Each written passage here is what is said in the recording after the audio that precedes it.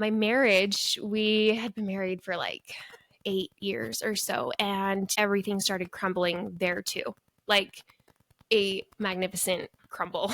And I just felt like my marriage, all my hobbies, my identity was just coming out from under me. This episode is more than you would ever imagine. This episode will stay with me for the rest of my life. Hello, welcome, Why I Stay podcast. Here is our mission. Our mission is to strengthen faith and build community. It can feel really overwhelming to be a disciple of Jesus Christ in these days. It can feel like your faith is being battered from every side. And it also can feel very lonely as friends, families, spouses, leave, and you're left behind thinking, well, what's in it for me? How do I continue on? Do I want to be here? And I'm just grateful that you are here listening to this podcast. You are a part of our Why I Stay family. Even if you're feeling your faith being a little bit shaken, a lot of bit shaken, you are welcome here. There is no testimony too small. Today, we're going to be talking to Marla, Gale. And before we get into that, I just want to say that this episode is sponsored by the course that I have created for anybody who wants to be a podcaster. If you are feeling like God is telling you to start sharing the gospel or to start telling people how you file your tax returns, whatever the thing is that you feel like you want to create, I have made a course called Called to Podcast. Christians create a video podcast in 7 days or less. This course is 7 modules where you go day by day if you want, and it could even take you less than 7 days to make your podcast. So if that is something that you're interested in, check out the link below. All of the proceeds go straight back to this podcast to help spread God's word, God's love, and the faithful testimonies of Latter-day Saints just like you. So thank you for being here, and check that out and send it to anybody you know who might be wanting to start a podcast. Okay, guys, no more chit chat. Let us go, Marla, Gale. Hey guys, welcome back to the Why I Stay podcast. And today is kind of a fun little reunion for me and Marla here, especially because we found out that we knew each other back in our senior year of high school when we took part in this scholarship program, which is just like a facade for like a beauty pageant, pretty much. I don't know if you felt that way, Marla. That's the truth. Like, it's like, oh, we can't really do beauty pageants in high school anymore. So what can we call it so we can continue? Anyway, so that is true. We met there and then met online as friends, but we didn't even make this connection until like yesterday. So we're excited to have you, Marla. Welcome to the podcast. Thank you. I'm so excited to be here. I love everything that your podcast is about. So really, I'm just so excited. Thank you. And guys, if you want to check out Marla's account, it's Gather Gems. Yeah, at Gather Gems, it's all about the gathering of Israel and jewelry that adds faith. So cool. Yeah. So important and cool. Okay, guys. So the way that this is going to work, if you're new to the podcast and you're new to the Why I Stay family, welcome home. We are a group of members around the world. We're becoming more and more diverse as this time goes on. But I'm just trying to gather people who still believe together. And today we've got Marla, who is here willing to share her testimony. But before we get into her experiences, we are going to do some rapid fire get to know you questions. So Marla, are you ready for the game show portion of this podcast? I am so ready. Here we go. Maybe. Marla, how old are you? I am 32. Question mark? Yeah. 32. We're getting there. Do you have any nicknames? Not any good ones. My dad called me Beano growing up, and that was pretty terrible. That's a classic dad nickname. Totally. So no, not any great ones. What state do you live in? I live in Utah. Yep. What is your favorite food? Oh my gosh. Pizza, ice cream. I am not like the healthiest person. I love healthy food, but man, I love me some good. Just pizza. What is your current hobby? Oh, I've always been a runner. I love running. I love designing things. Creating has always been something that I've gone to in different ways, but I would say fitness and design. Yeah. And what is your most favorite calling that you've ever held?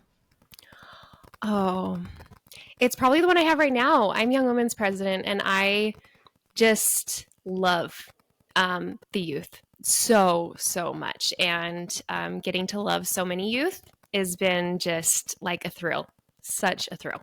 So I hear this comment about the youth all the time. Like 1 in 3 yeah, podcast episodes at least. It's just everybody loves working with the youth. It's a wonderful, wonderful it's so calling to cool. have. Yeah, it is. What is a controversial opinion that you hold? Like everybody loves Crocs, but you hate them. I don't like making sourdough a lot. I like the idea of it, Mm. but it's like having another kid, and I already have 5 of those. So I'm like, I can't right now. So maybe that's a little controversial. I feel like everyone is doing sourdough and it's like, oh, Yeah. it brings so much joy. And I'm like, I can't It remember to doesn't bring feed you it. joy. And I can't. So I barely remember to feed myself. yes, like how really. am I supposed to feed this jar in the fridge? Yeah. Yes, so true. Yes. Love it. Yeah. Those when you do get into sourdough, my husband got into sourdough and it's just like you are either all in or all Yes. out. Like there's Yes. no in between and in Yes. sourdough making. I You have to agree. be intense about it. Yes. So yeah. I agree. I fall on your side of the sourdough spectrum. Thanks. What is your biggest dream? Oh, I dream about traveling all over the world just to be able to hug people and share about Christ. Like that, I just love talking about Jesus, and I would love to be able to travel and see other people and convey his love for them in some way. That's my dream. Incredible dream. This is a funny one because of our history, but what is something about you that is the same now as it was when you were in high school? Oh, I still love God. I've always been so hyped about God, and I feel like that was something that wasn't very popular in high school. I was Sure. like always the Molly Mormon, and I was like, yep, That's me. That's me. And so that has always been the same, and that's other things have come and gone. But that is the same for sure. And here's the bonus question that I always just make up on the Ooh. spot for people. It's just based on you. Let's say your biggest dream has come true, that you're able to travel the world and just go hug people and talk about Jesus Christ. Where's the first place that you go? Oh my gosh. Switzerland. Nice. I've always wanted to see like those huge mountains. It's just gorgeous. That or I feel like I would go anywhere, honestly. But Switzerland is the first one that comes to mind. Yay. Okay, and that's the end of our rapid fire questions. Hey, you win no prizes. But thank you for answering anyway. No, it's like motherhood. So, yeah. The prizes come later. Our mansions in heaven are just getting nicer every day. Exactly. And so this is going to move us into our what I call exploratory questions, where we're going to kind of probe into your personal life a little bit in the way that you've lived the gospel and how Jesus Christ has made an impact on your life. So the first one is, what is an experience that increased your maturity or courage in living the gospel? Yeah. Okay, so this one came, I had already had 3 of my kids, and it's during COVID. I was training for a marathon, and marathons got canceled. Everything got canceled right before, but I ran a marathon that we kind of came up with our own thing. And after the marathon, one of my feet just started crumbling. It swelled up huge. I went in and it was like I'm like 6 to 8 stress fractures in my foot. Oh my goodness. And I was in a boot. And after being like intensely running for a long time to all of a sudden not be, I felt like my identity was like taken away. I was like, what do I do? Who am I? And for a long time, I like tried to exercise with a boot on and walked miles in my boot, and that didn't work. But finally, I like gave into it, and I and just started spending time with God. And at this same time, my marriage, we had been married for like 8 years or so, and it was like everything started crumbling there too, like a magnificent crumble. And I just felt like my marriage, all my hobbies, my identity was just coming out from under me. And like I said, like I had always had a relationship with God, and he was always really important. But at that time, when everything else went away, he was all I had. And then instead of running every morning, I was studying my scriptures for a long time every morning. And I learned during that time of everything falling apart and meeting with my bishop and trying to find help and healing, that Christ was the one that was there for me. Like, I felt palpable healing as I studied the scriptures. And I couldn't go to the temple during that time because it was COVID, but I was like doing a lot of family history work, just like trying to grab all the blessings that I possibly could. And it was just amazing how tangibly I felt that. And so coming out of that experience, I was just like, I have had so many experiences where I've heard specific phrases, had specific things happen that I could never deny. And so then it was like, my goal in life is just to help people find the help and healing that I did. And so, yeah, that was an experience that definitely just like grounded me. And now I felt like God has continually been asking me to just share my experience. So, yeah. And how long did like this process take? And you're still married? Yes, right? I am.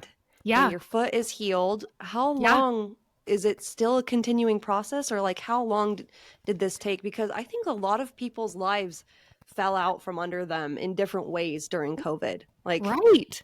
I felt the same, like I didn't have the same exact Yeah. circumstances as you, but I felt a lot of those same feelings, and a ton of my spiritual growth came during those awful, like lonely, isolated times. So tell us a Right. little bit more about like how long did that take, and like were there any did you just continually feeling him sustaining you? Did you make any changes in your life other than the morning scripture study? Tell us a little bit more about that. Yeah. So my foot kind of broke in June of 2020, and then my marriage kind of broke in July of 2020. And I was in a boot until like November. And then, Wow. but our marriage, it was like this thing clicked, and it probably took about 6 months, just to answer quickly.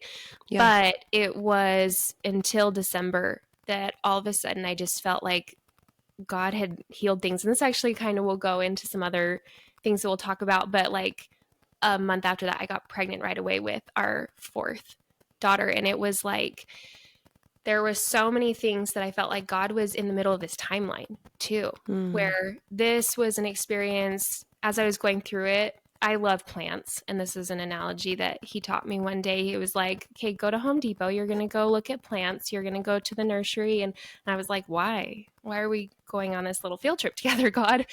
But as I was looking through all these plants and I was like repotting stuff, I was pulling out the plants from these small planters, and all their roots were just like tangled around each other. And when you repot something, you have to like pull it Break the all roots apart, and you have to Yeah. like tear up the roots so that it can go into a bigger pot and then grow. And as I was like had my hands in the dirt doing that, it was just like, you needed to be repotted right now. Like, you had to have everything break because you needed to grow, and you couldn't reach your potential how life was going for you for the last couple of years. Like, you had to have a big enough disruption that you would break and then grow and have space and room to grow in this next phase, in this next season where I need you to be and what I need you to do. And so, anyway, that was a long answer, but really it was about 6 months, but it was the formation of something that led into all these different experiences that I've had since. So. And thank you for being willing to share that with us. And I just think that analogy is so, I love plant analogies. I was actually just reading in Jacob 5 about the olive tree, which I Yeah. always used to like skip as a kid because I didn't want to have to like deal with it. But the older I get, the more it means to me. And then just the ideas of of plants and how, he's the master gardener. And if you don't trust that he wants what's best for you, it's all over. Right? Yeah. Like, you can't bear it.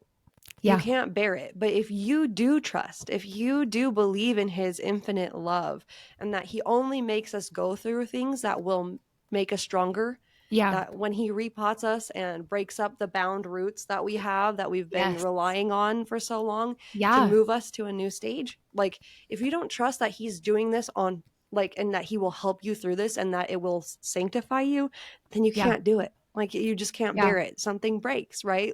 Yes. And it's not mended until you give it all to the Savior and let him put you in that bigger pot, which I think that's Yeah. a beautiful analogy. Yeah. I know. I love that he taught me that. And I love what you said. It is so true. We have to trust God. And one of the phrases in scriptures that I would keep out all the time was that scripture that says he's for our good always. And I keep holding on to that all the time, like through the ups and downs.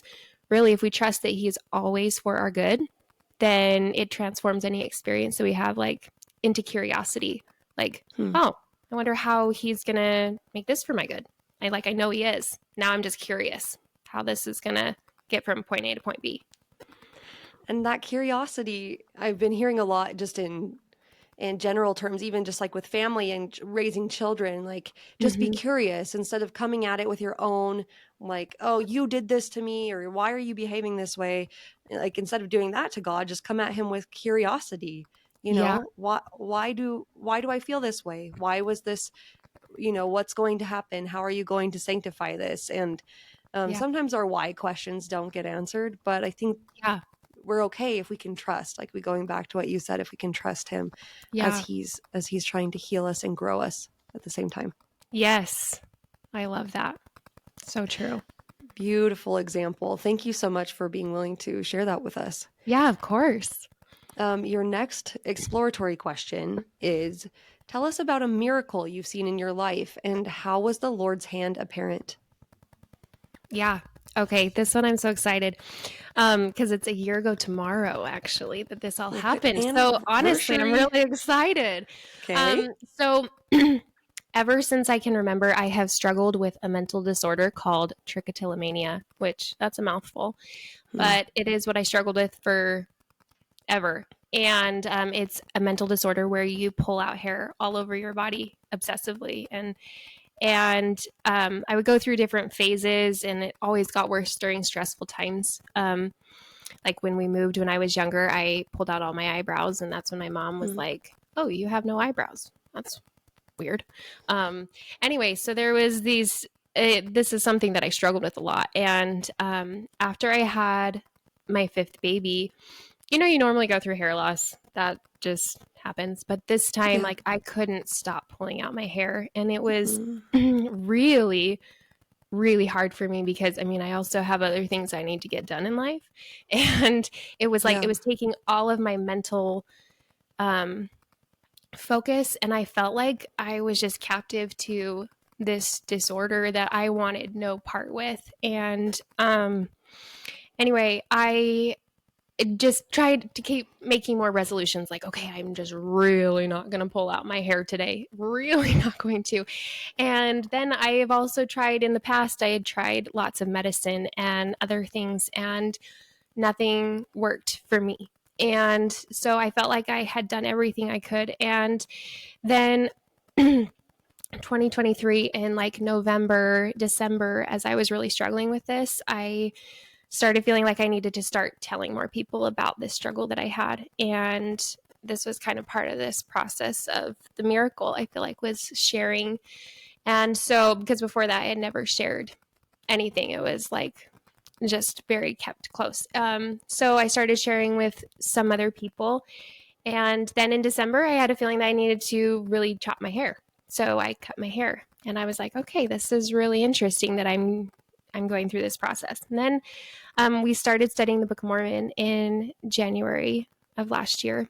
And I was also nursing a baby a lot. And I was sitting in a room just studying the scriptures when I was nursing sometimes. And I was so touched by Nephi's story of trying to break his bands. And I felt like God was teaching me a lot. And I kept getting the feeling, Marley, you need to ask to have this taken away from you. And I sat with that for a long time because asking for a miracle is really hard in a lot of ways, right? Like, Yeah. you go through all the questioning of like, well, what if this doesn't happen? And what will that do to my faith if it does? And I just was worried. I didn't want to try God on this for a little bit because I liked where my faith was. And I didn't want to ruin it in some ways or test it like that. But I kept having the feeling over and over. And as I studied the breaking the bands of like Nephi asking that, it's so interesting because Nephi goes into it and he's like, just let me break them. Let me do it. Give me the strength to just do it. And that is what I had been trying to do for my whole life, was basically give me enough strength so that I can do this myself. And then Nephi is just like, the bands just fell off.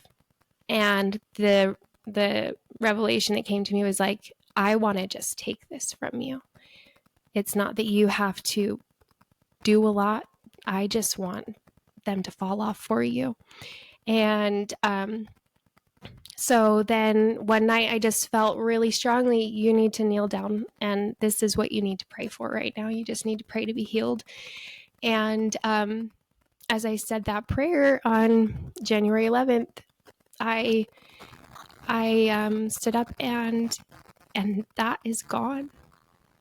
And that's so crazy to me. I was like, every day after that happened, I kept being like, this is weird. This is really weird. And after 5 days, which is cool because it's the number of grace, 5 is. And I was just like, this actually happened. Like, this is God. He healed me, like, for real. And I just was so amazed because I knew that God could heal anything physical. I knew that he could heal my heart. And because of previous experiences, he had healed my heart in my marriage. I think we'll talk later about how he healed me physically. And then I didn't know that God could heal mental illness. I didn't. And I thought in some ways the mental illness, and I do think oftentimes it's a struggle that we go through. And some of our struggles we might not find relief from in this life. But I didn't know that he could. And now I know that. Like, he can heal the way our mind works. He can heal the craters that are in there that are holding us captive to the things that we want to do and the ways we want to show up and serve him. And so now I know that. I know that there are no bounds mentally, physically, emotionally. He's got it all. So that was what happened. That was the miracle that just was so cool. And his hand was throughout all of it. And now, this is another fun part of the miracle, is that I have all these hairs that are about this long, like a lot of them. And they're all like, anyway, so now my miracle is very visible now. Like, I walk around and my hair is like, that's because God healed me. That is so cool. That God healed me. It's a constant reminder. It is. It's a reminder the whole time. Oh my goodness. I can't. Yeah. Oh, I mean, just tearing up hearing you say that. What an incredibly powerful witness to share here. Thank you. And these things, I feel like sometimes we hold back in sharing our miracles because we don't want those who are not currently experiencing healing like we've experienced to feel like, well, where's God for me? Yeah, totally. But I would just say, like, just a little prayer out loud right now that anybody who is listening will not have those thoughts, but will only hold on to the fact that you have testified of a God who cares and a God who can. Yeah. And to put your faith in that God who can, and he will in his timing. And we hate that word, timing. Yeah. But I want us as listeners to just latch on to the fact that he can. Yeah. He can. Because we don't talk about it enough. Like, I mean, sometimes very spiritual experiences need to be shared at the right time. But I think we need more faith in this world. We need more hope, which is the beginning of faith. Yeah. And what you've given us here is that hope. Yeah, and I think too, like mental illness for a long time, I feel like it just hasn't been talked about in the same way. Like if people get Mm, hurt or they get an illness, it's like everyone pray for a miracle. yeah. And I think that we've seen time and time again that God does miracles physically for Mm-hmm. people. And I personally hadn't heard very many miracles of people struggling with mental illness and God healing them. And I feel like the conversation more in the world is like, okay, what help are you going to find from the world, and or tough it out? And while those things have a place, and I have tried those things also, and they may be the answer that someone needs. I love what God taught through this story to me, that just like you said, he can, like, it's an option, and it's something that we can talk about and be like, yeah, he could. It's true. Even just physically, a lot of people don't receive the miracle they want either for healing. Mm-hmm. And miracles for mental illness might not come in the way we want them either, but just knowing that he can is so, so powerful, like you said. Yeah, and I think that's the key, is that just remembering that he can, that he does love us, that he's there, that he's real, that we're trusting him to replant us in the pot that like we need to reach our potential. And I think the key, I guess the key is that you said what he taught you from this experience. This whole life is about teaching. It's Yeah. all about teaching. And so to receive a miracle without understanding the lesson that God is trying to teach you through it, is only a part of the miracle, and probably the lesser part, Yeah. right? Yeah. It's true, because I feel like the knowledge and seeing him in a bigger way was Yeah. the biggest blessing. I mean, that's the part I want to share.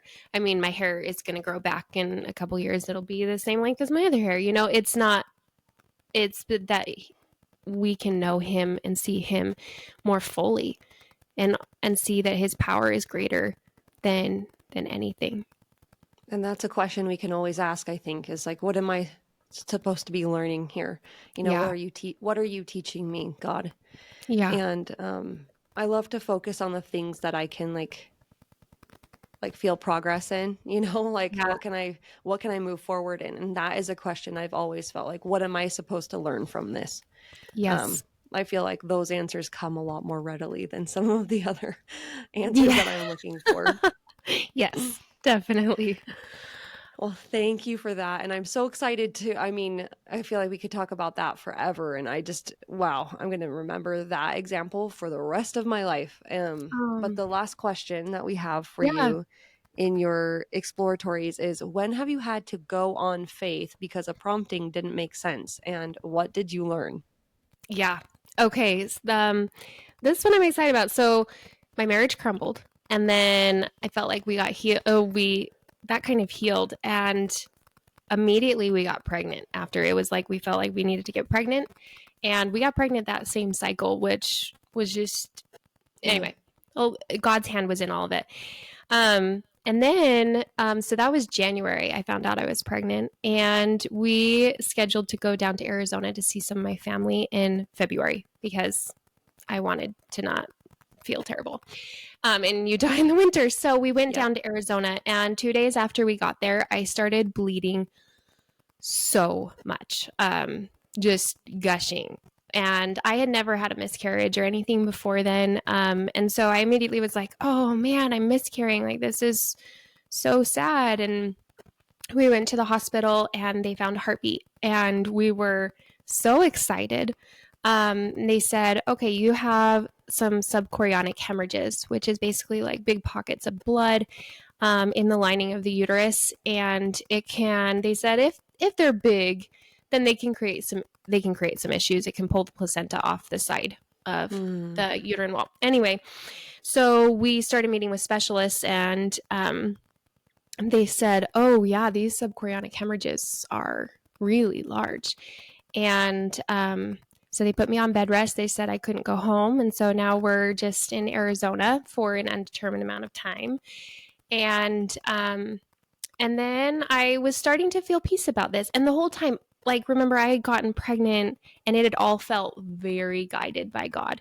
And I Yeah. had felt so strongly. And so I was like, okay, well, if I felt so strongly about this pregnancy, like, wow, why is this happening? You know, there's lots of hiccups happening already.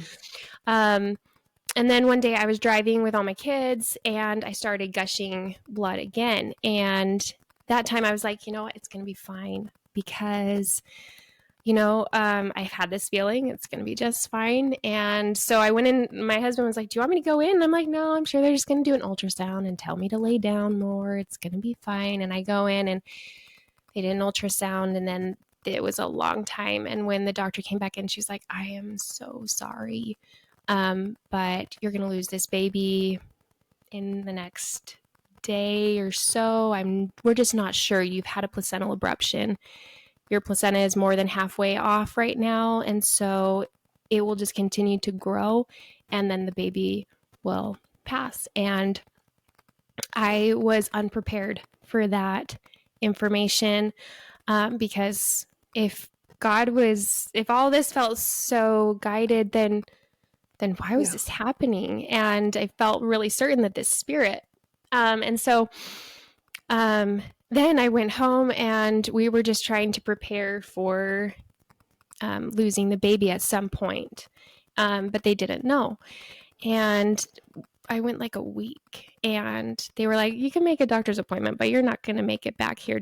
We're going to schedule you for blood transfusions and all that. Well, anyway, in that time, I went a week and there was one day in particular when my stomach just hurt so bad. And the phrase kept coming back to me, your uterus is under construction right now. And I was like, okay. I laid back down and when I did go back to my first appointment and they were like, oh, you're here.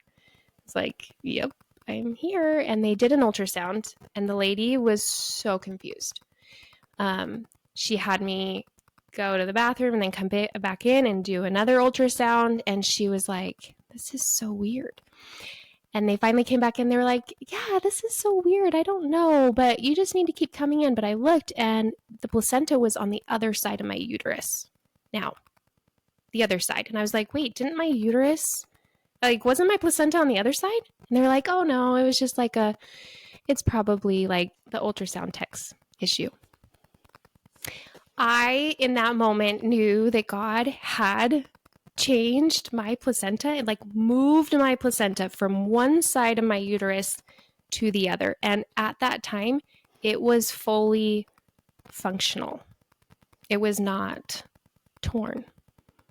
And I was just like, whoa. They had me stay in Arizona for multiple months because they didn't understand what had happened. But right before my birthday, I had this feeling, okay, we're going to just decide to go home. I feel like we're supposed to go home. I think they're going to decide that I'm better then. And the day before they said, yeah, you're good. Everything's fine. There's nothing wrong at all. And so I got back home with a completely healed uterus, placenta fully attached. And I ended up having that baby at full term. And the cool part, though, that I love about this story is when I had the baby, I was close enough with my OB that when I delivered the uterus, and when I delivered the placenta, she got the placenta out and you could see where it was torn and all the scars from that tear and how they had all healed. And that was just so cool to me. Like, God is our support and he is the life, and he made it so that my daughter could live. And that was just incredible to me. But there was so many experiences of trusting and in that moment also asking for a miracle of, I don't know what to expect with this. But in those moments, I would have specific scriptures, like the woman with the issue of blood in particular was help me go on faith of just reaching out. And it was like just a little bit of faith. Just, it's okay if you're not ready to ask for the whole miracle right now, but just the littlest bit that you can muster. And that was enough. And And so, yeah, sometimes things don't look good, and doctors and people will tell you there's no point in having any faith at this point because it's done. It's a done deal. But with God, there's no done. Like, there's nothing too bleak. There's nothing too broken. There is nothing too much for him. And he can come in and do things that no one understands. I am blown away. I am blown away by these experiences. And just as you were talking here at the end, I just thought your gift and mission, I think, is to be a beacon of faith. Just hearing you speak and these literal bona fide miracles that have happened, it is wonderful, like wonderful to me to hear what God has done for you in your life, and we are so privileged to have had you share this with us. And I just am so touched. I literally will never forget this episode. Are you ready? Are you ready for the final question? Yeah, totally. Okay. Yes. Marla, why do you stay in the Church of Jesus Christ of Latter-day Saints? Oh, man. I stay because God has shown up so clearly in my life over and over and over. Put all these experiences that I just shared aside, but like small experiences over and over and over again that I could never deny. And so there might be questions that I have. There might be things that change that surprise me, or things that are unexpected that happen, but there is a whole humongous amount of things that have happened in my life that I could never deny. And those only make sense with God and in the Church of Jesus Christ of Latter-day Saints. And that's the place where I feel at home. My spirit feels at home, and where I feel alive and happy. And I just know that the Church of Jesus Christ of Latter-day Saints is his church. And come what may, I'll love it. And I'm just so happy that I get to be a member of it. Marla, thank you so much. It's been a privilege having you here on the podcast today. So thank you. Thank you a million times. Thank you. Yes, thank you so much for giving me an opportunity to share about God. He is really the one who did all of this. And so it's amazing what he does and all the stories we don't know. But he does just keep showing up over and over, and he will continue to. And if we watch, we will see him. Yes. Yes. Thank you, Lynzi. Thank you.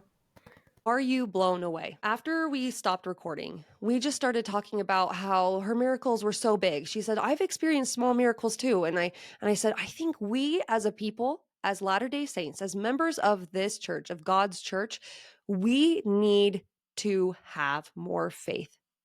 The miraculous experiences of, the people in Joseph Smith's time, seeing angels, crossing the plains, having food, set out and delivered to them so they didn't starve. We can have those miracles.